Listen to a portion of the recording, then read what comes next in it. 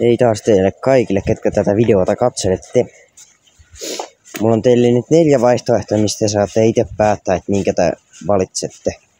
Joko mä läpäisen ton Five Nights at Maggie's 1, aloitan 2 pelaamisen, yritän saada Baldur's Gate 6 läpi tai sitten mä teen My Dayn.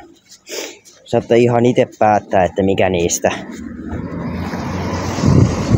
Laittakaa kommentteihin vaikka ehdotuksia ja katsotaan mikä saa niistä eniten niinku ääniä tai silleen, että mikä saa eniten kommentteja, niin katsotaan semmonen.